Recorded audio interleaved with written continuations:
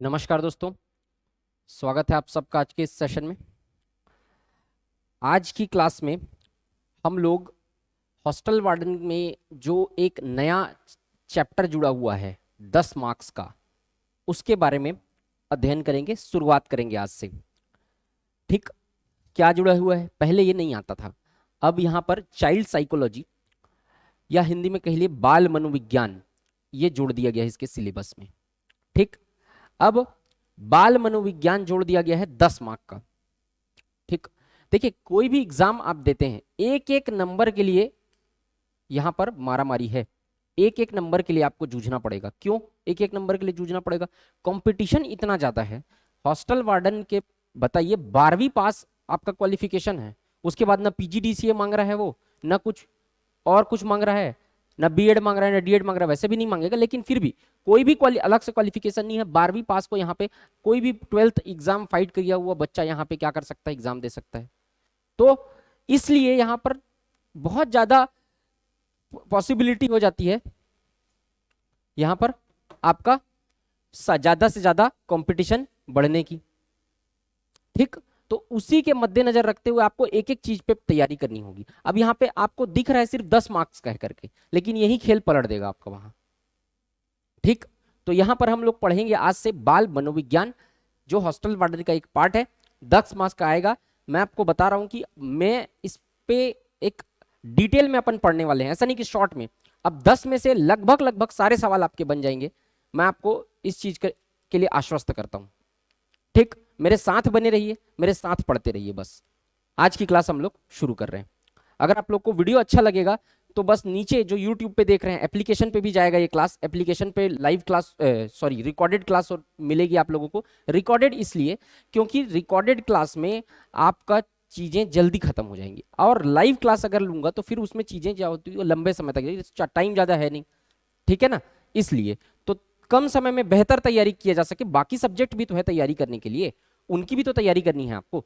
Warden का हम लोग का बैच भी चालू है, नीचे आप लोगों को दिख रहा होगा येलो कलर का, वो सारा डिटेल उसमें दिया हुआ है, उसमें से आप लोग क्या करेंगे देख लेंगे। ठीक, तो मैं शुरू कर रहा हूं बाल मनोविज्ञान। अब चलिए आराम से, अभी थोड़ा सा आप लोग को समझाने के लिए, जो नए स्टूडेंट हैं उनको मैं थोड़ा सा स्लो चलूंगा, आगे चल के हम लोग स्पीड बढ़ा देंगे। ठीक, तो बाल मनोविज्ञान देखो, इसको आप लोग ना, ये इसका एक चैप्टर जो है, चैप्टर नहीं पूरा सब्जेक्ट। ठीक, ये जो टीचर भर्ती का तैयारी कर रहे हैं वो लोग भी पढ़ते हैं। ठीक, उसी का एक पार्ट है बाल मनोविज्ञान, या कह लीजिए चाइल्ड साइकोलॉजी। तो सबसे पहले तो ये वर्ड को समझते हैं हम लोग।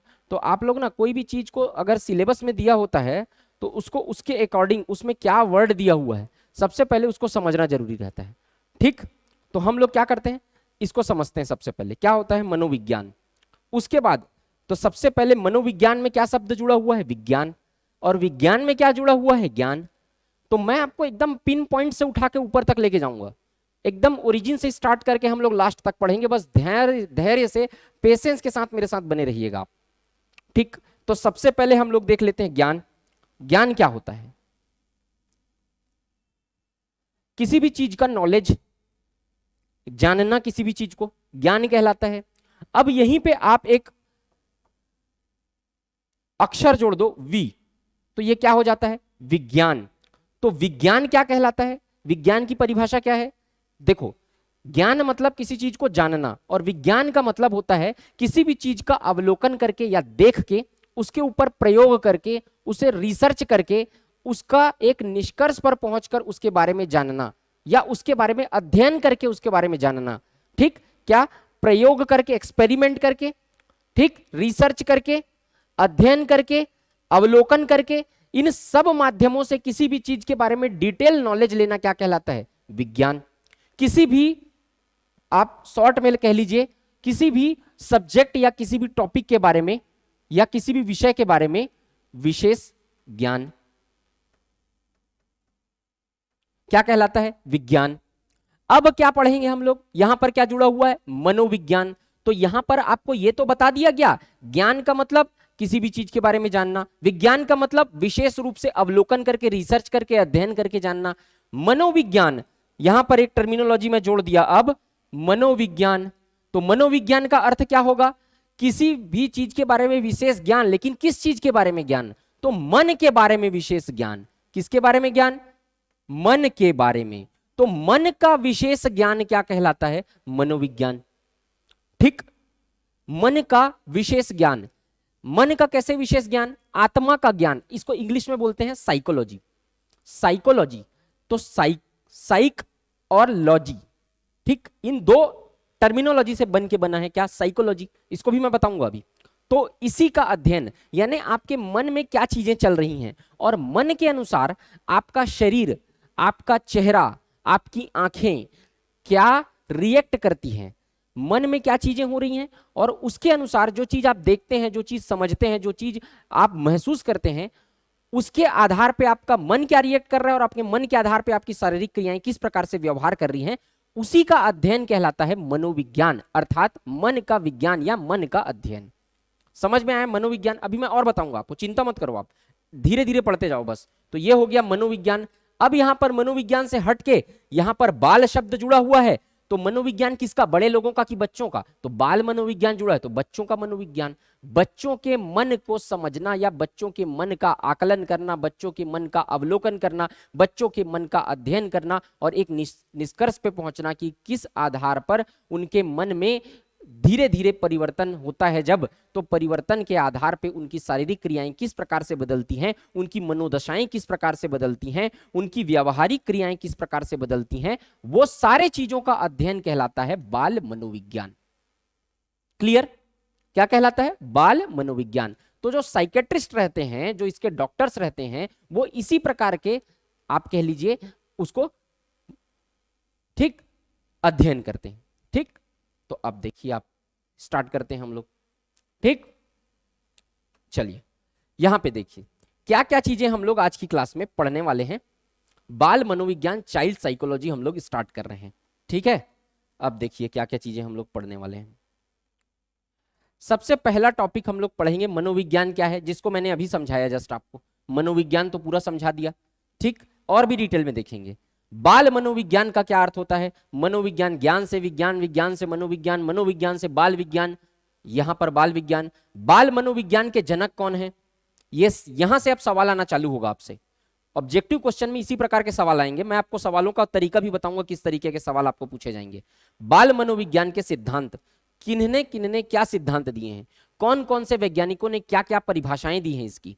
कुछ चीजें आपको रटनी है, लेकिन रटनी है तो कैसे, याद कैसे करना है, वो सब चीजें मैं बताऊंगा। आप मेरी बात को बस सुनते जाइए, आपको चीजें याद होती जाएंगी, ये वादा है मेरा। आपको बहुत जबरदस्त इमेजेस के फॉर्म में मैं बताऊंगा, क्योंकि जो भी चीजें आप देखते हैं उस चीजों को, वो चीजें आपकी जल्दी याद होती हैं। ठीक, तो यहां पर हम लोग पूरा सिद्धांत पढ़ेंगे, परिभाषाएं, पूरे 10 जो डॉक्टर्स है या वैज्ञानिक है जिन्होंने परिभाषाएं दी है मनोविज्ञान के बारे में, वो सारी परिभाषा मैं आपको बताऊंगा यहाँ पर। तो शुरू करते हैं हम लोग। बस धैर्य से बैठे रहिए और सुनते रहिए बस। ये सारा पीडीएफ आप लोग को एप्लीकेशन में अवेलेबल होगा। ठीक, इसमें कोई भी चीजें नोट करने की भी जरूरत नहीं है। जो ऑनलाइन क्लासेस वाले हैं वो एप्लीकेशन में ज्वाइन करके वहां पे कोर्स ज्वाइन कर सकते हैं, और जो लोग कोर्स पहले से ज्वाइन कर चुके हैं वो आप लोग को तो बहुत बहुत बधाई। ये सारा चीज आप लोग को वहां पर क्या होगा, मिलेगा। चलो, मनोविज्ञान या साइकोलॉजी का क्या अर्थ है, ध्यान से समझिए इसको। मनोविज्ञान संपूर्ण मानव व्यवहार का अध्ययन है। ये अब भी मैंने आपको बताया कि मन के आधार पे व्यवहार कैसे बदलता है, उसी चीज का अध्ययन क्या है, साइकोलॉजी या मनोविज्ञान। ठीक, मनुष्य के भीतर होने वाली मानसिक घटनाओं का सूक्ष्म अध्ययन। मानसिक घटनाओं का सूक्ष्म अध्ययन मतलब आप मानसिक तौर पर किसी भी चीज को देखते हैं तो कैसे रिएक्ट करते हैं। आपने भूत को देखा तो आपका रिएक्शन कैसा है, आपके किसी बहुत करीबी या किसी परिवार के सदस्य के, आपकी माता का, भगवान ना करे, माता का या पिता का, आपके भाई का की मृत्यु हो गई तो आपका रिएक्शन कैसे रहता है। आपके सामने कोई गाड़ी अचानक से आ जाती है, आपके सामने एक जानवर, खूंखार जानवर अचानक से आ जाता है तो आपका रिएक्शन कैसे रहता है। कब आप तनाव में आते हैं, कब आप रिलैक्स फील करते हैं, ये सारी चीजों का अध्ययन एक रिसर्च के फॉर्म में प्रोवाइड कराना मनोविज्ञान कहलाता है। और सारी चीजें किसके, बच्चों के ऊपर। बाल मनोविज्ञान पढ़ना है आपको, बूढ़ों का मनोविज्ञान नहीं पढ़ना है आपको। तो याद रखना, ये सब बच्चों के में इस तरीके का व्यवहार में क्या क्या परिवर्तन आता है, उसी के तहत आपको इसको पढ़ना है। सूक्ष्म अध्ययन। मनोविज्ञान का जन्मदाता दर्शन शास्त्र है, याद रखिएगा। फिलॉसफी से ही ये जन्म हुआ है। पहले ये फिलॉसफी के अंतर्गत आता था, दर्शन शास्त्र के अंतर्गत ही इसको पढ़ा जाता था। बहुत सारी चीजों में, जैन दर्शन में, बौद्ध दर्शन में, बहुत सारी चीजों में मन के बारे में आपको कई सारी जानकारियां मिलेगी, उसी के अंतर्गत आता था। लेकिन 19वीं शताब्दी में क्या किया गया, क्या हुआ कि इसके लिए विस्तृत अध्ययन की आवश्यकता महसूस की गई और 19वीं शताब्दी में जीन प्याजे सहित कई वैज्ञानिकों ने इसका अध्ययन किया, आगे मैं बताऊंगा आपको, और रिसर्च करके एक सिद्धांत पे पहुंचे, जिसके बाद उन्होंने अपना सिद्धांत दिया और उसको आगे वर्तमान में आज भी वैज्ञानिक कंटिन्यू कर रहे हैं कि आपका वो व्यवहार का उन्होंने अध्ययन किया, इससे क्या क्या फायदे होते हैं, क्या क्या नुकसान होते हैं, वो सारा चीज मैं आपको बताऊंगा। धीरे धीरे बस धैर्य से बने रहिए। चलो, तो ये हो गया आपका फिलॉसफी का ही कुछ पार्ट था। आज से कुछ वर्ष पूर्व मनोविज्ञान अलग अलग विषय के रूप में विकसित नहीं था, बल्कि दर्शन शास्त्र की एक शाखा के रूप में था। तो मैंने बता दिया आप लोगों को।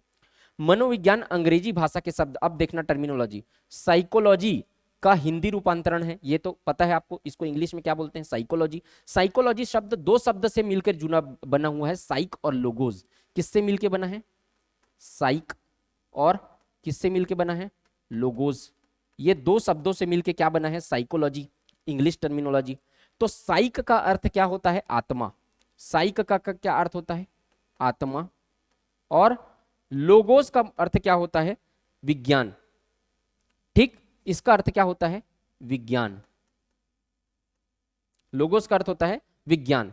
अर्थात इसका अर्थ साइकोलॉजी, अगर आप इंग्लिश में जाएंगे तो साइकोलॉजी का मतलब क्या होगा? आत्मा का विज्ञान। और विज्ञान का मतलब अध्ययन होता है, तो आत्मा का अध्ययन, मन मतलब वही आत्मा का अध्ययन, यही कहलाता है साइकोलॉजी।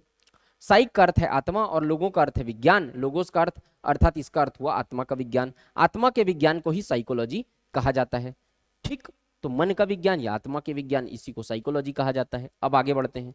अब आपको मैं इसका एक एग्जाम्पल देके बताता हूं कि किस प्रकार से साइकोलॉजी होती है। देखो, आपको ओरिजिन जो है ना, वो एकदम बेसिक से शुरुआत करना पड़ेगा आपको। मनोविज्ञान को पहले समझो, तभी मनोविज्ञान को समझने के बाद बाल मनोविज्ञान को समझ पाओगे, और बाल मनोविज्ञान को समझने के बाद बाल विकास की अवधारणा को समझ पाओगे। इसका अध्ययन क्यों किया जाता है, ये आपको बिल्कुल आपको सवाल सीधे पूछ देगा। बाल मनोविज्ञान के की विशेषताएं क्या हैं, इस तरीके से। निम्न में से कौन बाल मनोविज्ञान की विशेषताएं नहीं है, इस तरीके से कोई भी सवाल पूछ सकता है। तो आप पहले समझो, आगे का समझने के लिए बेसिक समझना जरूरी है। तो यहाँ पे चार्ट के फॉर्म में मैं आपको बता रहा हूं। देखो क्या होता है मनोविज्ञान। आपने किसी भी चीज को, एक एग्जाम्पल देता हूं आपको, चलिए एग्जाम्पल के थ्रू इसको हम लोग समझने की कोशिश करेंगे। तो आप जा रहे हैं रास्ते में, ठीक, आप जा रहे हैं रास्ते में और जाने आपने, जैसे कि आप गार्डन में वॉक कर रहे हैं, ठीक, तो वॉक करते समय कोई भी व्यक्ति आपके सामने आ गया, कोई अजनबी व्यक्ति आपके सामने आ गया। अब आपने उसको देखा, और देखने के बाद आपके मन में क्या रिएक्शन है उसका, आपके जो हाव भाव है, आपके बॉडी पोस्चर में उसको देखने के बाद क्या चेंजेस आता है। ठीक, तो सबसे पहले आपने उसको देखा, तो उसी को कहा जाता है सब्जेक्ट, यानी उद्दीपन। सबसे पहले क्या किया, आप जा रहे थे, वॉक कर रहे थे, आपने उसको देखा, तो वहां पर आप क्या किए, उसके बाद उसको देखने के बाद आपके बॉडी में क्या परिवर्तन आएगा, उसी का अध्ययन कहलाता है मनोविज्ञान। तो यहां पर मनोवैज्ञानिक व्यवहार, कैसे व्यवहार करते हैं, उसके चरण देखते हैं हम लोग, क्या क्या चरण होते हैं। निम्न में से मनोवैज्ञानिक व्यवहार के चरण नहीं है, इस प्रकार के सवाल पूछे जा सकते हैं। तो देखो आप, सबसे पहले उद्दीपन का मतलब आप वॉक कर रहे हो, उसको देखे, सब उद्दीपन। उसके बाद क्या होगा, ज्ञानेंद्रियों में बदलाव। अब आप जब वॉक कर रहे हैं, अब आप उसको जस्ट देखेंगे, बदलाव हो रहा है कि नहीं, आपका कंसंट्रेशन किधर है, घूमने के साइड। आपका ज्ञानेंद्रिय मतलब अब यहाँ पे देखेंगे आप, जिससे देख रहे हैं, आंख में बदलाव हुआ कि नहीं हुआ, अब उसके साइड आपका ध्यान चला गया, आंख आपका ज्ञानेंद्रिय उसके साइड चला गया, तो यहां पर ज्ञानेंद्रियों में बदलाव होगा। अब ट्रांसडक्शन प्रक्रिया, पारगमन। अब जब आपका आंख उसको देखेगा, तो ये क्या करेगा, एक मैसेज भेजेगा किसको, ब्रेन को, तब तो दिखेगा। जब तक ब्रेन, बोलते हैं ना, ये मेन पार्ट है, यहां से कोई भी आपके जो नीचे का पार्ट है, वो कोई भी चीज को छूता है, गर्मी का एहसास तभी होता है जब यहां पर से आपके नर्व्स जो होते हैं वो पीछे से क्या करते हैं, ब्रेन को मैसेज भेजते हैं। और ये प्रक्रिया इतनी तेज होती है, साइंस में पढ़े हो कि नहीं, कि तुरंत आप रिएक्ट करते हैं और अपना हाथ हटा लेते हैं जलने के पहले। तो जब तक आपका नर्व्स के थ्रू आपका यहां पर रिएक्शन नहीं जाएगा, कैसे आप रिएक्ट करोगे। तो वही कहलाता है ट्रांसडक्शन प्रक्रिया, मतलब पारगमन, मतलब आप गमन, मतलब आप जो भी चीजें देखे, आपके आंख ने उस व्यक्ति को देखा और उसका तुरंत मैसेज भेजा और तुरंत रिप्लाई आया ब्रेन से कि हाँ ठीक है, देखो अब देख लिए। अब उद्दीपन की अनुभूति होगी आपको। अब आप देख रहे हैं, अनुभूति हो गई, मतलब आपको समझ में आ गया कि एक व्यक्ति है, आप पहचाने नहीं है अभी उसको, आपने देखा, आपको अनुभूति हो गई कि मेरे को रुकना है, या व्यक्ति है मेरे को देख रहा है घूर के। ठीक, अब आप समझो अवधान या ध्यान, अवधान या ध्यान और उसके बाद चिंतन। तो ये दोनों प्रोसेस को एक साथ समझते हैं कि आपने अब जब उसको देखा तो अवधान या ध्यान उसके साइड गया, और जाने के बाद आपने सोचना चालू किया कि ये व्यक्ति कौन है, क्या मैंने इसको कभी देखा है, ये मेरे साइड घूर के देख रहा है, क्या मैंने इसको कभी देखा है? हाँ देखा है। तो आप यहां से इसका संबंध स्मृति से भी है। ठीक, और तर्क या अभियोग्यता इसके बाद। तो ये तीनों चीजों को एक साथ देखो आप। सबसे पहले आपने ध्यान दिया उसके साइड, उसके बाद आप सोच रहे हैं कि ये कौन है यार, इसको मैं कहां देखा हूं। उसके बाद तर्क या अभियोगिता, अब आपका दिमाग तर्क लगा रहा है, ये कल घूम रहा था वही है क्या, इसको कल गार्डन में देखा था क्या। उसके बाद आपको ध्यान आया इसको मैं अपने कॉलेज में देखा था क्या। उसके बाद आपको ध्यान आया इसको मैंने हॉस्पिटल में देखा था क्या। उसके बाद आपको ध्यान आया अरे ये तो वही है, अब पड़ोसी की लड़की के साथ घूम रहा था, ये तो वही है, आपको पता चला। तो यहाँ पे तर्क लगाए, आपकी स्मृति ने आपको याद किया, उसने आपको समझ में आया पड़ोसी की लड़की के साथ घूम रहा था कल। ठीक, तो यहां पे क्या किया आपने, ये प्रोसेस आपके दिमाग में हुआ। अब इस प्रोसेस के बाद प्रयत्न कर रहे हैं आप उसको पहचानने का। अब आप व्यवहार क्या करेंगे, उस क्या व्यवहार रहेगा। तो क्या डिपेंड करता है व्यवहार। आप जब देखे उद्दीपन हुआ तो आपका व्यवहार कई तरीके से हो सकता था। अच्छा व्यवहार भी आप कर सकते हैं, आप बुरा व्यवहार भी कर सकते हैं। तो व्यवहार के कई सारे प्रकार होंगे, लेकिन आप उस व्यक्ति से किस प्रकार का रिस्पॉन्ड कर रहे हैं, इसी का अध्ययन फ्रॉम ओरिजिन टू एंड, इसका अध्ययन कहलाता है मनोविज्ञान। इसी का अध्ययन मनोविज्ञान कहलाता है। और मनोविज्ञान है ना, इसके प्रमुख चरण क्या होते हैं, इतने सारे प्रोसेस का अध्ययन कहलाता है मनोविज्ञान। तो यहां पर आप देखेंगे, इसके बाद आप रिस्पॉन्ड करेंगे। अगर आपको लगा कि वो सभ्य व्यक्ति है, अच्छा व्यक्ति है, तो आप उससे अच्छे से व्यवहार करेंगे, कि हाथ मिलाएंगे, भाई बहुत बहुत धन्यवाद, बहुत खुशी हुई आपसे मिलके। और आप अगर देखेंगे कि इसका कैरेक्टर लेस है, पड़ोसी की लड़की के साथ घूम रहा था, आप एक झापड़ दे देंगे उसको, या उससे अच्छे से बात नहीं करेंगे, इग्नोर करके चले जाएंगे। तो डिपेंड करता है कि आपका रिस्पांस कैसा रहेगा। तो इसी का रिस्पांस किस एक, तो एक सिचुएशन बताया मैं, अन्य सभी सिचुएशंस में भी आपका रिस्पांस क्या होगा ये डिफाइन करता है मनोविज्ञान। तो ये पूरे उसके चरण होते हैं, इसको याद रखिएगा आप चरण को। ठीक, समझिएगा जो स्टोरी मैंने बताया उससे समझिएगा। एक और स्टोरी आपको मैं बताता हूं। देखो क्या होता है कि एक बच्चा है, एक बच्चा, देखो सोहन और मोहन दो भाई हैं उसके। अब सोहन छोटा है, मोहन 2 साल बड़ा है उससे। सोहन और मोहन दोनों एक साथ खेलते हैं। अब मोहन जो है वो 2 साल बड़ा है, इसलिए पहले स्कूल जाना चालू करेगा। और जैसे ही वो स्कूल जाना चालू किया मोहन ने, स्कूल जाने चालू करने के बाद क्या हुआ, सोहन अचानक एग्रेसिव हो गया। एग्रेसिव इन द सेंस चिड़चिड़ा हो गया, छोटी छोटी चीजों में सोहन को गुस्सा आने लग गया। अब इसके बाद माँ बाप ये सोच रहे हैं कि सोहन की अचानक ये परिवर्तन कैसा आया, ये तो बहुत मस्त खेलते रहता था घर में। अब वो डॉक्टर के पास गए, तो डॉक्टर क्या करेगा, पूरी सिचुएशन को देख के उसका अध्ययन करेगा कि इसके साइकोलॉजी में क्या चेंज आया, क्यों ये चिड़चिड़ा हो गया। तब वो निष्कर्ष पे निकलेगा कि भाई इसका जो बड़ा भाई था इसके साथ खेलने के लिए था, वो स्कूल जाना चालू कर दिया, अब ये हो गया अकेला, इसलिए चिड़चिड़ा हो गया। एक एग्जाम्पल बता रहा हूं आपको। तो ये सारी चीजें होती हैं इसमें। अब यहां से देखिए क्वेश्चन समझो। अब मानव व्यवहार प्राकृतिक और अर्जित दोनों है। प्राकृतिक और अर्जित दोनों है। प्राकृतिक व्यवहार किसको बोलेंगे, जैसे कि आपका आंख का ऐसा पलक झपकना, ये प्राकृतिक व्यवहार है, ये आपके हाथ में नहीं है, आपके हाथ में नहीं है। आपके सामने आंधी आएगी, आपके आंख के सामने कोई कीड़ा आ जाएगा, आपका आंख अपने आप बंद हो जाएगा, आपको बंद करने की जरूरत भी नहीं पड़ेगी, अपने आप बंद हो जाएगा। कोई जलता हुआ पात्र आपके पास, जलते हुए पानी को आप छुओगे, आपका हाथ वापस खींचेगा अपने हाथ को, ये प्राकृतिक है। लेकिन अर्जित क्रियाएं क्या है, अर्जित व्यवहार, जो चीजें आपको सिखाई जाती हैं कि बेटा जब बड़े रहेंगे तो उनसे रिस्पेक्ट से बात करना है, तो ये क्या है, ये संस्कार। अर्जित व्यवहार मतलब संस्कार। तो ये माँ बाप के द्वारा बच्चों को सिखाए जाते हैं कि बेटा कोई दूसरे को देखोगे तो बड़े रहेगा, उसको रिस्पेक्ट से बात करना है, तेज आवाज में, जब बड़े बैठ के बात कर रहे हैं तो तेज आवाज में बात नहीं करना है, धीमे आवाज में बात करना है, लड़कियों की इज्जत करनी है। ऐसा आप बताओगे तो बच्चा शुरू से सीखेगा। बचपन से जब से स्कूल जाना चालू किया है वो सीखना चालू कर देगा उस चीज को। अरे मम्मी डांटती है कि बहुत सारे लोग जब बैठे रहते हैं तो जोर से चिल्लाना नहीं है, और आप उसको अगर नहीं सिखाओगे तो वही बच्चा सिर में बैठ जाएगा आपके, है कि नहीं। तो चीजें ये होता है अर्जित व्यवहार, जो चीजें आपको सिखाई जाती हैं अर्जित करते हैं आप। इसलिए मनोविज्ञान के अंतर्गत इन दोनों का वैज्ञानिक रूप से अध्ययन किया जाता है। किसका, व्यवहारिक प्राकृतिक व्यवहार और अर्जित व्यवहार दोनों का। अब इसके जनक कौन है भाई, चलो देखते हैं। मनोविज्ञान के जनक, इंपॉर्टेंट क्वेश्चन, मनोविज्ञान के जनक विल्हेम मैक्समिलियन वुल्ट, वुंट, बहुत इंपॉर्टेंट है, अच्छे से याद रखना, विल्हेम मैक्समिलियन वुल्ट। अब इसको कैसे याद रखोगे, देखो हम इसको याद रखो, हमारे पास जब मिलियन की संपत्ति आई, हमारे पास, हम भिखमंगे थे, हमारे पास मिलियन संपत्ति एक साथ आ गई, मिलियन पैसा, कई मिलियन पैसा एक साथ आ गया, तो हम क्या हो गए, हमारी वाट लग गई। कैसे वाट लग गई, ईडी का छापा पड़ जाएगा कि तुम बनने जा रहे हो सरकारी अधिकारी, हो तुम बेरोजगार और तुम्हारे पास इतनी संपत्ति आई कैसे, तो ईडी का छापा पड़ जाएगा, इनकम टैक्स का, तब फिर हो गया ना, वाट लग गया ना। तो याद रखो, हम से विल्हम, मिलियन, मिलियन पैसा आ गया, तो वुंट से वाट, या आप ऐसे चुपचाप याद रखो, वुंट याद रखोगे तो भी वो दिया रहेगा पेपर में। तो एक याद करने का तरीका बताया, क्योंकि मनोविज्ञान के जनक है, पूछ सकता है पेपर में, वार्डन के 1 नंबर में सीधा आएगा, Wilhelm Maximilian Wundt. Wilhelm Maximilian Wundt जो है वो मनोविज्ञान के जनक है। दूसरा इंपॉर्टेंट चीज याद रखिएगा, भारत में मनोविज्ञान के जनक, ये मनोविज्ञान के जनक वर्ल्ड में अगर कहीं पूछेगा विश्व में मनोविज्ञान के जनक, लेकिन अगर भारत में मनोविज्ञान के जनक पूछेगा तो डॉक्टर NN सेन गुप्ता है, डॉक्टर NN सेन गुप्ता भारत में मनोविज्ञान के जनक।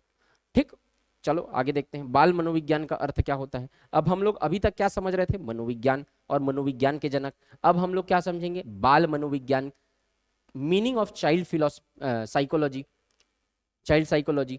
अब देखते हैं क्या होता है, जब मनोविज्ञान शब्द में बाल उपसर्ग लगा दिया जाता है, जो भी मैं आपको मनोविज्ञान में बताया हूं चुपचाप से उसके आगे बाल लगा दो, तो मनोविज्ञान मतलब मानव के व्यवहार का अध्ययन, बाल मनोविज्ञान मतलब बच्चों के व्यवहार का अध्ययन।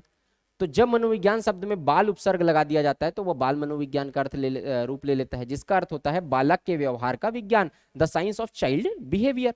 सिंपल, इसमें कौन सा रॉकेट साइंस है। जब बालक के व्यवहार का अध्ययन किया जाता है तो वह बाल मनोविज्ञान। अब इतने देर से आपको मैं उसी चीज का एग्जांपल बता रहा था ना कि बालक के व्यवहार का अध्ययन कैसे किया जाता है। अब आगे देखते हैं, बाल मनोविज्ञान बच्चे के विकास तथा व्यवहार से संबंधित विज्ञान होता है, जिसके अंतर्गत बालक के शारीरिक विकास, संवेगात्मक विकास, संज्ञानात्मक विकास और सामाजिक विकास का अध्ययन किया जाता है। किस किस तरीके के विकास का अध्ययन किया जाता है, ध्यान से समझिए भाई। अब सारे विकास को मैं बता रहा हूं यहीं पे, देखो, संवेगात्मक विकास, इमोशनल डेवलपमेंट।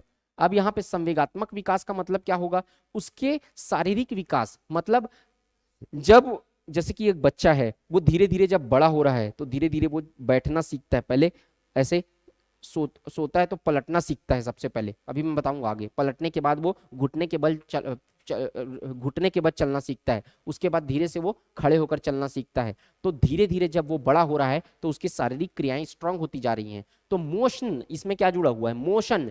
तो यहाँ पर उसके शरीर के अंगों में जो परिवर्तन आ रहा है, जो मोशन आ रहा है, उस विकास को, तो जो शारीरिक मोशन यानी कि शरीर के अंगों के विकास को क्या कहा जाता है, संवेगात्मक विकास। संवेगात्मक विकास मतलब जो उसका शरीर का डेवलपमेंट हो रहा है, उसके आयु के आधार पे उसके शरीर का जो डेवलपमेंट हो रहा है, उसमें जो मोशन आ रहा है उसको कहेंगे इमोशनल डेवलपमेंट, मतलब मोशनल डेवलपमेंट है ना, संवेगात्मक विकास। उसी तरीके से संज्ञानात्मक विकास क्या कहलाएगा, कॉग्निटिव डेवलपमेंट। संज्ञानात्मक विकास का मतलब बच्चा संज्ञानात्मक विकास के अंतर्गत क्या सीखता है, भाषा को सीखता है आसपास के वातावरण से। जैसे कि देखो, आप गांव में बैठे हो, आपकी भाषा, आपके माँ बाप जो है वो छत्तीसगढ़ी बोलते हैं, तो आप छत्तीसगढ़ी, आपको सीखने की जरूरत पड़ती है क्या, नहीं पड़ती, आपको छत्तीसगढ़ी बचपन से आता है। उसी तरीके से जो हिंदी भाषी प्रदेश हैं, तो वहां पे अब कोई माँ बाप हिंदी बोलते हैं तो बच्चे को हिंदी का कोचिंग जाने का जरूरत नहीं पड़ता है, वो अपने आप हिंदी सीख जाता है। उसी तरीके से यूरोपियन कंट्रीज में, अमेरिकन कंट्रीज में, वेस्टर्न कंट्रीज में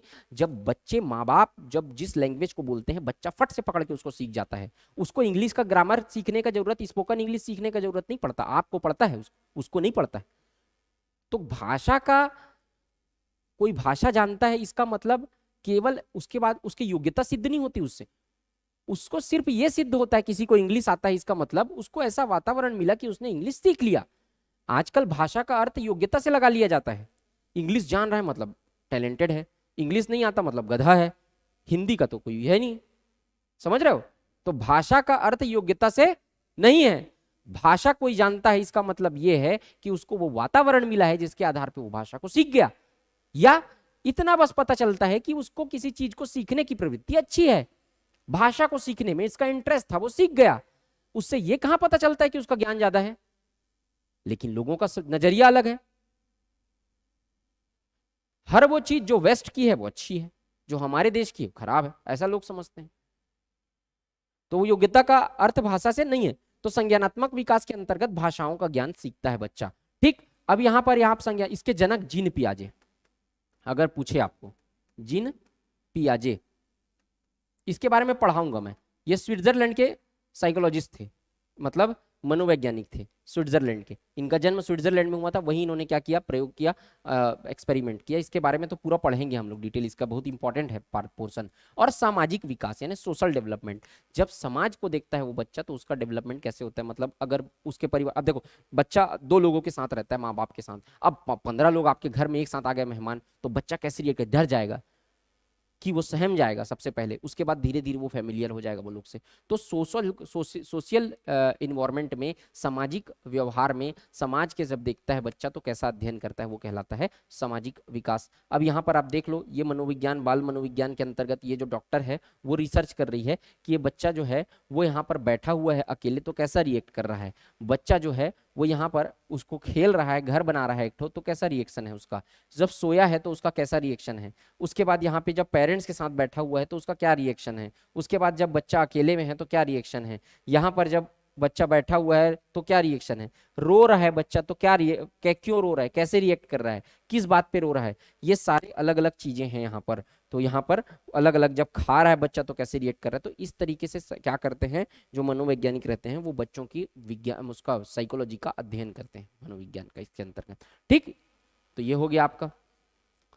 बाल मनोविज्ञान के अंतर्गत बालक की प्रमुख विकासात्मक अवस्था, जैसे कि अब यहां पर देखो एक बहुत जबरदस्त चीज, इसके अंतर्गत और क्या अध्ययन किया जाता है, गर्भावस्था, शैशव अवस्था, ये सारी अवस्थाओं को मैं अभी चाइल्ड डेवलपमेंट के अंतर्गत बताऊंगा। देखो चाइल्ड डेवलपमेंट जो है वो चाइल्ड साइकोलॉजी का ही एक पार्ट है, तो चाइल्ड डेवलपमेंट के अंतर्गत चाइल्ड साइकोलॉजी की एक पार्ट को हम लोग आगे पढ़ेंगे। गर्भावस्था, शैशव अवस्था, बाल्यावस्था, उसके बड़ा हो जाता है जब बच्चा, उसके बाद और बड़ा हो जाता है तो किशोरावस्था बोलते हैं, के व्यक्तित्व तथा व्यवहार, मतलब इस दौरान, इन चरणों के दौरान बच्चे का व्यवहार किस प्रकार से परिवर्तित होता है, उसका अध्ययन कर उसे उचित दिशा प्रदान करना होता है मनोविज्ञान का एक बहुत महत्वपूर्ण अर्थ जो होता है वो।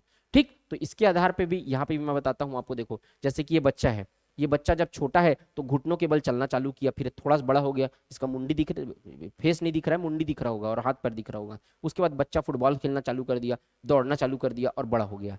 तो इस तरीके से जैसे जैसे बच्चे का एज परिवर्तन हो रहा है, उसके व्यवहार में क्या परिवर्तन आ रहा है, गर्भावस्था, शैशवावस्था, किशोरावस्था में इसमें क्या परिवर्तन आ रहा है, वो सब चीजें भी इसके अंतर्गत अध्ययन की जाती है। आगे मैं बताऊंगा चाइल्ड डेवलपमेंट के अंतर्गत। अभी पहले चाइल्ड फिलोसफी को तो समझो, मनोविज्ञान को, बाल मनोविज्ञान की परिभाषा, development, definition of child psychology. आप बोलोगे कि अभी तो पढ़े हैं सर चाइल्ड साइकोलॉजी का डेफिनेशन, अभी तो मैं आपको समझाने के लिए बताया कि क्या है।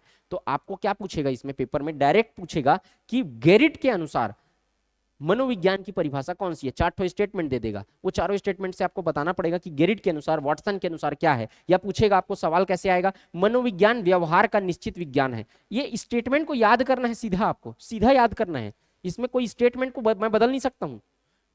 मनोविज्ञान व्यवहार का निश्चित विज्ञान है, किस मनोवैज्ञानिक का स्टेटमेंट है, कथन है, बताइए। 4 मनोवैज्ञानिक दे देगा, स्कीपर दे देगा, वाटसन दे देगा, गैरिट दे देगा, वुडवर्थ दे देगा, बताओ किसका है। तो इसीलिए मैं आपको 10-15 ठोक को बता दे रहा हूं, आप इसको पढ़ के जाना। तो आप अगर कहीं 2-4 बार इसको पढ़े हो तो लगा लोगे, समझ में आ रहा है। सबको रटने का जरूरत नहीं, इंपॉर्टेंट को रट लेना। ठीक, चलो तो मैं आपको सारा चीज को एक साथ कलेक्ट करके बता देता हूं क्या क्या है। चलिए, बाल मनोविज्ञान की परिभाषा, definition of child philosophy psychology, sorry, crow and crow की परिभाषा क्या है। उन्होंने कहा कि यह एक मनोवैज्ञानिक अध्ययन है जिसमें बालकों की गर्भावस्था से किशोरावस्था तक का अध्ययन किया जाता है। जब बालक गर्भ में होता है तब से लेकर जब किशोरावस्था में होता है, टीनेज में, तब तक का अध्ययन किया जाता है, किसके दौरान, क्रो एंड क्रो की परिभाषा के अनुसार। तो आपको पूछेगा कि मनोवैज्ञानिक बालकों की गर्भावस्था से किशोरावस्था तक का अध्ययन किया जाता है, ये कथन किसका था, तो क्रो एंड क्रो का था। ऐसा आपको पढ़ना है। ठीक, तो यहां पर क्रो एंड क्रो का हो गया। थॉमसन की परिभाषा क्या है भाई, ये थॉमसन कौन सा क्या बताया इसने, थॉमसन जी ने, उनके अनुसार यह सभी को एक नई दिशा एवं उसे उचित रूप प्रदान करने का कार्य करता है। जिससे विकास की दिशा को उचित रूप दिया जा सके। नई दिशा और उचित रूप प्रदान करने का काम करता है ये कौन? साइकोलॉजी। जब आप अध्ययन करेंगे तो अगर कोई गलती कर रहा है, जब आप रिसर्च किए होंगे तो गलती से बचा सकते हैं बच्चों को आप। अगर जिस उम्र में बच्चे को इतना ज्यादा एग्रेसिव नहीं होना चाहिए जितना अध्ययन में पाया गया है, उससे ज्यादा वो एग्रेसिव है, तो फिर उसका अध्ययन करके जो रहेंगे जो मनोवैज्ञानिक उसको क्या करेंगे, उसको सही सलाह देंगे, डॉक्टर के पास ले जाते हैं कि नहीं। बच्चा अचानक से रो रहा है, 5 घंटे से रो रहा है, तो वो अध्ययन पहले से हुआ रहता है कि बच्चा जो है वो इतने लंबे समय तक रोता नहीं है, बच्चा इतने समय तक टेंशन में नहीं रहता है। छोटा सा बच्चा टेंशन में है तो क्या करोगे आप? डॉक्टर के पास ले जाओगे कि नहीं? तो वो उस चीज का अध्ययन करे रहेगा तब तो बताएगा भाई, तो उसको उपचार करके वो सही डायरेक्शन उसको दे सकता है बच्चा अगर ध्यान भटक रहा है तो। ये इसने कहा, किसने? थॉमसन जी ने कहा। आगे देखते हैं डॉक्टर परशुराम की परिभाषा क्या है भाई। बाल मनोविज्ञान सामान्य बालक के व्यवहार, विचार, क्रियाओं तथा भावनाओं का अध्ययन होता है। ये मैं आपको सब बता चुका हूं। व्यवहार का अध्ययन, विचार का अध्ययन, जो काम करता है क्रिया है उसका अध्ययन, और भावनाओं का अध्ययन, ये मैं बता चुका हूं आपको। मनोविज्ञान को आत्मा का विज्ञान माना गया है। आत्मा का विज्ञान अब भी बताया हूं। साइक और लॉजी, इन दोनों का मतलब साइक मतलब आत्मा, लॉजी मतलब विज्ञान। गेरिट ने कहा आत्मा का विज्ञान माना गया है। याद करना है इसको, मनोविज्ञान व्यवहार का निश्चित ज्ञान है, ऐसा डबल इन्वर्टेड कॉमा लगाना है। मनोविज्ञान व्यवहार का निश्चित विज्ञान है। व्यवहार का विज्ञान है कि नहीं? व्यवहार के बारे में विशेष रूप से जो जानना है वही वह व्यवहार का विज्ञान। विज्ञान मतलब विशेष रूप से जानना, व्यवहार मतलब व्यवहार के बारे में विशेष रूप से जानना। तो यहाँ पर मनोविज्ञान व्यवहार का निश्चित विज्ञान है, ये वॉटसन जी ने कहा।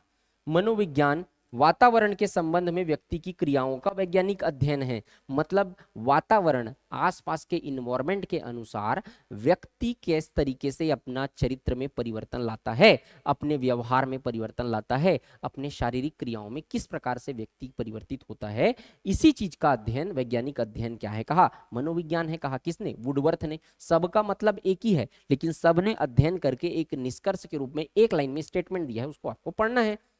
ये कहा व्यवहार, वातावरण के संबंध में व्यक्ति की क्रियाओं का वैज्ञानिक अध्ययन, वुडवर्थ ने बोला।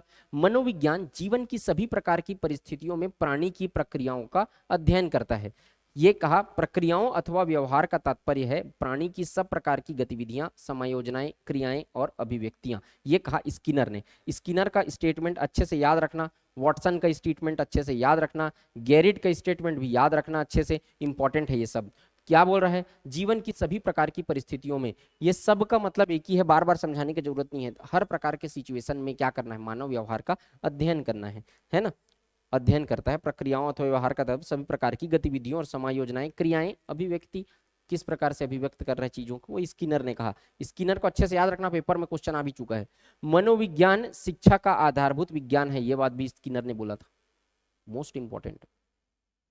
मनोविज्ञान शिक्षा का आधारभूत विज्ञान है। देखो शिक्षा आपको मिलेगी, बच्चों को शिक्षा कैसे दोगे आप?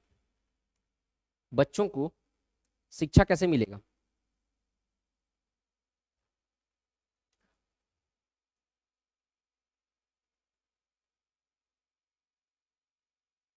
एक सेकंड। बच्चों को शिक्षा कैसे दी जाएगी? जब आप उनके बिहेवियर को समझेंगे तब ना उसको उनको शिक्षा देंगे आप। तो बिहेवियर का ज्ञान, मनोविज्ञान शिक्षा का आधारभूत विज्ञान है। तो बेस क्या है? मनोविज्ञान ही है। शिक्षा तब तक बच्चों को नहीं दी जा सकती तब तक जब तक उनके साइकोलॉजी को समझा ना जाए। बीएड वगैरह वाले लोग को पढ़ाते हैं, उसका ट्रेनिंग देते हैं, ठीक। तो यहाँ पर स्किनर ने वही कहा। मनोविज्ञान मानव व्यवहार का विज्ञान है, काल्सनिक ने कहा। काल्सानिक ने कहा मनोविज्ञान मानव व्यवहार का विज्ञान है, इसको समझाने की जरूरत नहीं, काल्सानिक ने कहा। अगला स्टेटमेंट देखते हैं। बालक के बाल्यावस्था को शिक्षा अवस्था के नाम से जाना जाता है। Important statement. किस अवस्था को शिक्षा अवस्था के नाम से जाना जाता है? तो किसको जाना जाता है? शिक्षा अवस्था के नाम से जाना जाता है बाल्यावस्था को। ये सारी अवस्थाओं के बारे में, गर्भावस्था, शैशवावस्था, बाल्यावस्था, किशोरावस्था, प्रौढ़ावस्था, सब मैं बताऊंगा आगे चाइल्ड डेवलपमेंट में, ठीक। तो यहाँ जाना जाता है और इसी अवस्था में वह भाषा कौशल, अभ्यास, व्यवहार आदि को सीखने लगता है। तो इसी अवस्था में वो क्या सीखता है? भाषा को सीखता है, बोलने का तरीका सीखता है, अभ्यास सीखता है, प्रैक्टिस करता है, और अपने व्यवहार कैसा रहेगा उसको सीखने लगता है। तो ये स्टेटमेंट अलग है, इसकी किसी का स्टेटमेंट नहीं है, ये परिभाषा मतलब है, ये एक लाइन, इसको याद रखना। शिक्षा अवस्था किसको कहा जाता है? बाल्यावस्था। तो इस तरीके से आप लोग याद रखेंगे इसको। बाल मनोविज्ञान के जनक आगे देखते हैं, बहुत इंपॉर्टेंट चीजें आगे आने वाली हैं, ध्यान से समझते जाइए बस।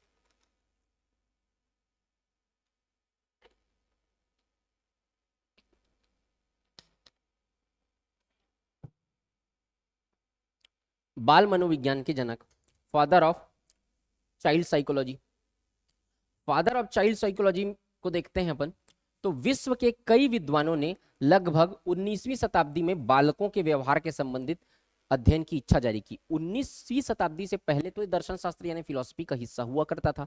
उसके बाद फिर ये मनोवैज्ञानिकों को ये समझ में आया कि भाई इसके बारे में डिटेल अध्ययन की जरूरत है। तब जीन पियाजे ने क्या किया, जबरदस्त तरीके से इस पे अनुसंधान किया और इसकी शुरुआत फ्रांस से हुई। तो मनोविज्ञान की शुरुआत, बाल मनोविज्ञान की शुरुआत किससे हुई? फ्रांस से हुई। अच्छे से याद रखिएगा आप, बाल मनोविज्ञान की शुरुआत किससे हुई? फ्रांस से हुई। ठीक है, बाल मनोविज्ञान का सबसे पहले अध्ययन कहां हुआ? फ्रांस में हुआ। 18वीं शताब्दी में रूसो के द्वारा भी इस पर जोर दिया गया, परंतु बाल मनोविज्ञान को सबसे अधिक महत्व 19वीं शताब्दी में मिला। ठीक, जिस पर हॉबर्ट स्पेंसर ने विशेष बल दिया। तो यहां पर एक वैज्ञानिक का नाम है हॉबर्ट स्पेंसर ने 19वीं शताब्दी में विशेष रूप से बल दिया। लेकिन उसके बाद जो आपको याद रखना है, हॉबर्ट स्पेंसर का नाम आप याद रखो चाहे मत रखो, बाल मनोविज्ञान के जनक जीन पियाजे को माना जाता है। ये अच्छे से याद रखना भाई, जीन पियाजे बाल मनोविज्ञान के जनक। अब जीन पियाजे कहाँ के थे, कहाँ के मनोवैज्ञानिक थे? स्विट्जरलैंड, ये स्विट्जरलैंड के थे।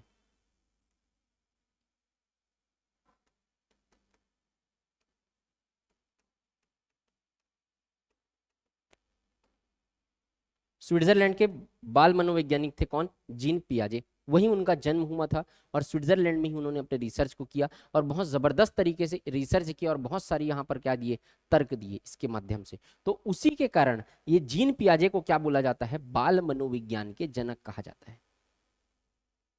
क्लियर? जिन्होंने अपना अधिक समय बालकों के व्यवहार के अध्ययन और उसको समझने में व्यतीत किया। अब आपके दिमाग में आ रहा होगा कि इसको क्यों नहीं बोलते बाल विज्ञान मनोविज्ञान का जनक, इन्हीं को क्यों बोलते हैं? क्योंकि ये सारे में सबसे ज्यादा अब पूरा जीवन को दे दिया बाल मनोविज्ञान को क्या करने के लिए, यहाँ पर समझने में व्यतीत कर दिया इन्होंने। और ओरिजिन भी और ज्यादातर रिसर्च जीन पियाजे ने किया, इसलिए इसको जनक कहा जाता है। बालकों के विकास से संबंधित कई सिद्धांत भी जीन पियाजे ने दिए हैं। ठीक, तो इसलिए उनको जनक बोला जाता है। किंतु कहीं कहीं पर विलियम जेम्स को भी बाल मनोविज्ञान के जनक के रूप में बताया गया है। तो दोनों में से कोई एक ही ऑप्शन में रहेगा, याद रखना। या तो जीन पियाजे का तो कंफर्म चांसेस है, जब तक जीन पियाजे है दूसरे को मत मारना। अगर जीन पियाजे नहीं है और विलियम जेम्स अगर दिया हुआ है तो फिर विलियम जेम्स आएगा आंसर, याद रखना। विश्व के प्रथम बाल मनोवैज्ञानिक प्लेटो हैं। ठीक, तो यहाँ पर पहले बाल मनोवैज्ञानिक अगर कह लीजिए तो प्लेटो है, और जिन्होंने मनोविज्ञान को आत्मा का विज्ञान कहा तथा सबसे पहले बालक के व्यवहारों का अध्ययन किया। अच्छा, ये वाला जो स्टेटमेंट है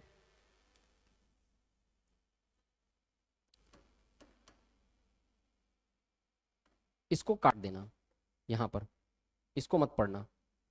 ठीक, ये मैं पीडीएफ में आपको काट के दूंगा, इसको ध्यान न दीजिएगा।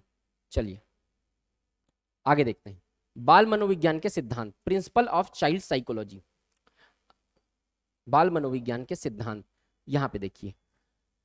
अब यहां पे सिद्धांत की बात करेंगे हम।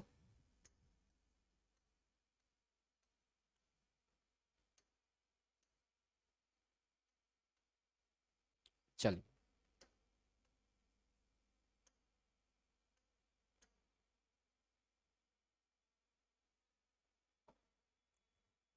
मनोविश्लेषणात्मक सिद्धांत, क्या है? कौन से सिद्धांत? मनोविश्लेषणात्मक सिद्धांत। यहां पर आप मनोविश्लेषणात्मक सिद्धांत के अंतर्गत क्या बताया गया है, तो इसमें 4-5 प्रकार के सिद्धांत बताऊंगा आपको। तो उसमें मनोविश्लेषणात्मक सिद्धांत में मनोविश्लेषणात्मक सिद्धांत के प्रतिपादक सिगमंड फ्रायड थे। अब सिगमंड फ्रायड हैं और फ्रायड ने बाल्यावस्था के अनुभवों के आधार पर विकास को विभिन्न आयामों में वर्णन किया है। सिगमंड फ्रायड ने बालक के 4-5 वर्ष की अवस्था तक अध्ययन किया है और निम्न प्रकारों के निष्कर्ष दिए हैं। अब सिगमंड फ्रायड ने क्या किया, 4 से 5 साल तक बच्चा क्या चीज क्या किस तरीके से व्यवहार करता है उसका अध्ययन किया और उन्होंने कई सारे निष्कर्ष दिए। क्या निष्कर्ष दिए? उनके अनुसार बच्चा बाल्यावस्था में नाटकीय अनुभव वाले क्षण वयस्क व्यक्ति के विकास का आधार होते हैं। देखो, बच्चा जो होता है वो नाटक का अनुभव करता है, नाटक को ज्यादा पसंद करता है। अब देखो, जैसे कि कोई हो आप जाके उसके सामने ऐसे डरावना टाइप का अनुभव करोगे तो वो नाटक को क्या करेगा, वो हंसेगा उसमें, ठीक, ज्यादा डराओगे डर जाएगा, लेकिन कॉमेडी करोगे, डांस वांस करोगे, नाचोगे गाओगे, तो वो क्या करेगा, हंसना चालू कर देगा। तो खुद भी नाटकीय अनुभव करता है और नाटकीय अनुभव वो पसंद भी करता है। तो ये नाटकीय अनुभव करने वाले क्षण वयस्क व्यक्ति के विकास के आधार होते हैं। तो यहाँ पर वयस्क व्यक्ति भी जो उसी के आधार पर वो क्या करता है, धीरे धीरे नाटकीय व्यवहार से वयस्कता की ओर क्या होता है, आधार होते हैं, मतलब नाटकीय से भी ही वो वयस्क बनता है, उसी के आधार पे, उसी के धीरे धीरे नाटक कर करके फिर क्या बनता है, आगे बढ़ता है वो। चलिए, सिगमंड फ्रायड की संकल्पना के अनुसार एक मनुष्य का शिशु असीमित संभावनाओं के साथ अपनी विभिन्न आवश्यकताओं की पूर्ति करने के लिए अपनी क्षमताओं का धीरे धीरे विकास करता है। अपनी अलग अलग आवश्यकताओं की पूर्ति के लिए अपने स्ट्रेंथ को बढ़ाता है वो। क्या, देखो इससे क्या समझ में आ रहा है, अब उसको क्या करना है, मान लो जाए किसी चीजों को पकड़ना है, या जैसे कि आप बाहर जा रहे हो, आपके बच्चे को भी उसी के साथ आपके साथ घूमने के लिए जाना है, या अकेले घूमने जाना है, या उसको लग रहा है कि मैं भी बाहर घूमने वाला, तो इस चीज के लिए वो क्या करेगा, धीरे धीरे चलना सीखेगा। चलने के लिए सबसे पहले ऐसे पलटेगा, वो पलटेगा, ऐसे उल्टा पलट जाएगा, उल्टा पलटने के बाद धीरे से वो क्या करेगा, ऐसा धीरे से हाथ के बल ऐसे खड़ा होना चालू होगा, और खड़े होने चालू के बाद यहां पर वो क्या करेगा, इस तरीके से पलटा, उसके बाद फिर बैठना चालू करता है, बैठने के बाद घुटनों के बल जैसे उठना चालू किया, उठने के बाद घुटनों के बल दौड़ना चालू करेगा, और घुटने के बल ऐसे चलने के बाद फिर इस तरीके से दौड़ना चालू करेगा। तो अपनी आवश्यकताओं की पूर्ति के लिए वो डेवलपमेंट कर रहा है कि नहीं, वो धीरे धीरे शारीरिक रूप से विकास हो रहा है। इसी का सिद्धांत का दिया किसने, यहां पर मनोवैज्ञानिक ने दिया। क्लियर। तो यहां पर अब यहां पर आप देख लो, जैसे कि बच्चे को डॉक्टर बनना है, मान लो जाए, अब इससे थोड़े बड़े बच्चे का देखें, इसमें छोटे बच्चे का आ गया है, अब इसको डॉक्टर बनना है, तो ये डॉक्टर डॉक्टर खेल रहा है अपने घर में, यहाँ पर दे स्टेथोस्कोप को ले लिया है, यहाँ पे किसी डॉक्टर का मन। उसी तरीके से कोई और चीज दूसरा चीज बनना है, तो उसी के आधार पे क्या करता है, बच्चा व्यवहार करना चालू कर देता है, कुछ चीज बनने का उसका शौक रहता है। तो कुक बनना है उसको, तो कुक बनने का मन करता है, तो वो धीरे धीरे करके बच्चों को आता है नहीं खिलौना, तो वो खाना वाना बनाना चालू कर देता है घर में। तो यही कहा किसने, यहाँ पर इस व्यवहार का अध्ययन करते हैं मनोविश्लेषणात्मक सिद्धांत के अंतर्गत इस प्रकार के व्यवहार का बच्चों का अध्ययन किया जाता है। ठीक, क्या कि अपनी आवश्यकताओं को पूर्ति करने के लिए क्षमताओं का धीरे धीरे विकास करने लगता है। ठीक है, आगे देखते हैं व्यवहारवादी सिद्धांत। व्यवहारवादी सिद्धांत के अंतर्गत प्रतिपादक अमेरिका के व्यवहारवादी जॉन डॉलर और पीजे नीर है। ठीक है, जॉन डॉलर और पीजे नीर है व्यवहारवादी सिद्धांत के प्रतिपादक। इसने क्या कहा, चाइल्ड सीयर्स और उनके साथियों ने कहा है कि बालक के व्यवहार के आधार पर बालक की मनोदशा को आसानी से पहचाना जा सकता है, इसलिए बालक के मन में चल रहे मनोभाव से उसकी आवश्यकताओं का पता लगाना आसान हो जाता है। अब यहाँ पर देखो, जैसे कि बच्चा जो है वो यहाँ पर मुंह खोला, तो आप ये जान जाएंगे कि उसको क्या चाहिए, खाना चाहिए या पानी चाहिए। तो बच्चों के व्यवहार के आधार पर उनको क्या चाहिए इसका अनुमान लगाया जा सकता है। ये किसने कहा, व्यवहारवादी सिद्धांत के अंतर्गत आता है। तो दो सिद्धांत मैंने आज आपको पढ़ाया, क्या, मनोविश्लेषणात्मक सिद्धांत है ना, और दूसरा क्या, व्यवहारवादी सिद्धांत। तो इन दो सिद्धांत को आज मैं डील कर रहा हूं। आगे के जो एक दो सिद्धांत और बचे हैं हम लोग नेक्स्ट क्लास में उसको पढ़ेंगे। तो मुझे उम्मीद है देखिए कि आज की क्लास आपको अच्छे से समझ आई होगी। हम लोग जब नेक्स्ट क्लास में जब आएंगे ना, तो नेक्स्ट क्लास में इसके साथ साथ फिर आगे मैं स्टार्ट करूंगा क्या, आपका चाइल्ड डेवलपमेंट, ये विकास की बाल विकास की अवस्था, शिक्षा मनोविज्ञान भी पढ़ेंगे, बाल मनोविज्ञान भी इसके अंतर्गत, मतलब बाल विकास भी पढ़ेंगे हम लोग, थोड़ा सा हिस्सा बाल विकास का भी आएगा इसके अंतर्गत। तो ये सारा चीजों को हम लोग पढ़ते जाएंगे। कुछ ऑब्जेक्टिव क्वेश्चन भी मैं सॉल्व करवाऊंगा, जिससे आप जो है वो बेहतर तरीके से एग्जाम में परफॉर्म कर पाए। आप भरोसा रखिए मेरे साथ, आप बने रहिए। 10 का 10 नंबर आपको लगभग। अब जीएस में क्या होता है कि थ्योरेटिकल पोर्शन में कुछ इधर उधर का भी सवाल पूछ देता है, लेकिन 8 से 9 सवाल आपसे बिल्कुल बनेंगे। मैं पूरी कोशिश कर रहा हूं कि जितना विस्तार में और जितना अच्छे तरीके से आपको समझा सकूं। थोड़ा सा स्पीड बूस्ट करेंगे, आज थोड़ा स्लो पढ़ा रहा था मैं क्योंकि बेस था आज। ठीक, अब जो है आपका एग्जाम बहुत करीब है, सारे एग्जाम आप देख रहे हैं डेली बेसिस पे एग्जाम आते जा रहे हैं। तो अब आपको क्या करना है, सारे बाहर की चीजों को बंद करना है, आपको सिर्फ अपने बारे में सोचना है, अपने एग्जाम के बारे में सोचना है। अभी दूसरों के बारे में पता चला 4 घंटा 1-2 घंटे तक आप चाय पीते, दोस्तों के साथ गप्पे मारते खड़े हैं, आलोचना कर रहे हैं एक दूसरे की। दुष्यंत कुमार का शेर है कि मत कहो आकाश में कोहरा घना है, यह किसी की व्यक्तिगत आलोचना है। सूर्य हमने भी नहीं देखा सुबह से, सूर्य का क्या है, उसे क्या देखना है। इस सड़क पर इस कदर कीचड़ बिछी है, दुष्यंत कुमार आगे लिखते हैं कि इस सड़क पर इस कदर कीचड़ बिछी है, हर किसी का पांव घुटने तक सना है। आप उसकी आलोचना कर रहे हैं, आप भी उसी तरीके से हैं। तो किसी को बारे में बुरा या अच्छा सोचने का जरूरत नहीं है, अपने बारे में सोचो। दूसरा चीज, अपनी पढ़ाई के बारे में सोचो। और एक एक टाइम जो स्टूडेंट होते हैं ना, एस्पिरेंट होते हैं, जो तैयारी कर रहे होते हैं, पैसे से भी ज्यादा कीमती उनका समय होता है। तो आपका समय सबसे ज्यादा कीमती है। ये समय बीत गया मतलब आप देख रहे हो 5 साल बाद इतनी वैकेंसी आनी चालू हुई है, ये वैकेंसी फिर कब आएगी पता नहीं है। इसलिए पूरे समय का उपयोग करो, एक एक चीज को सिलेबस निकाल के बैठो, उसमें देखो कि क्या क्या चीजें हैं, सारी चीजों के बारे में विस्तृत अध्ययन करो, पिछले साल का पेपर अच्छे से पढ़ो, टेस्ट सीरीज जरूर लगाना।